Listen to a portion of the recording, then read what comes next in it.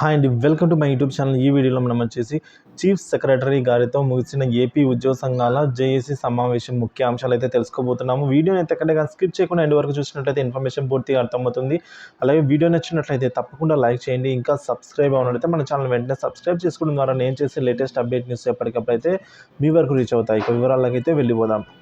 నిన్న జరిగిన వెలగపూడి సచివాలయంలో chief secretary KS Jawahar Reddy గారి ఆధ్వర్యంలో సివిల్ సర్వీస్ జాయింట్ సాఫ్ట్ కౌన్సిల్ సమావేశంలో అన్ని గుర్తింపు పొందిన ఉద్యోగ సంఘాలతో సమావేశాన్ని అయితే నిర్వహించడం జరిగిందండి. ఈ సమావేశంలో రాష్ట్ర నాయకులు పాల్గొన్నారు. అలాగే కాంట్రాక్టు ఉద్యోగులను క్రమబద్ధీకరణ చేస్తూ ప్రభుత్వం జీవో ఇచ్చిన విషయం మనకు తెలిసిందే.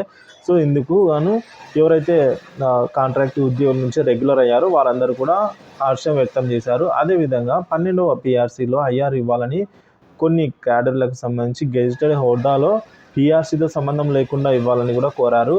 పంచాయతీరాజ్ డిపార్ట్మెంట్లో పనిచేస్తున్న రికార్డు అసిస్టెంట్లకు చాలా కాలం నుంచి పెండింగ్లో ఉన్న పదోన్నతులను త్వరితగతిన పూర్తి చేయాలని అయితే కోరారు. అడిషనల్ క్వాంటమ్ ఆఫ్ పెన్షన్ ఇవ్వాలని, అలాగే GPF APGLA medical bills clear చేయాలని, డిఏ ఇంకా 11వ పిఆర్సీలో ఇవ్వవలసిన అరియర్స్ వెంటనే ఇవ్వాలని చీఫ్ సెక్రటరీ గారిని కోరడం జరిగిందండి.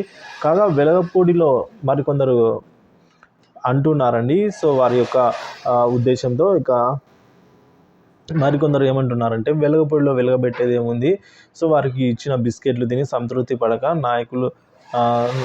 పడుతున్న నాయకులు అని చెప్పేసి మరి కొంతమంది నెటిజన్లు అయితే కామెంట్ చేస్తూ ఉన్నారు. సో ఈ మీటింగ్ జరగక ముందు నుంచే ఈ విధంగా అయితే ట్రోలింగ్ అయితే మీడియాలో హాట్ టాపిక్ అయితే మారుతూ ఉండడం గమనార్హం.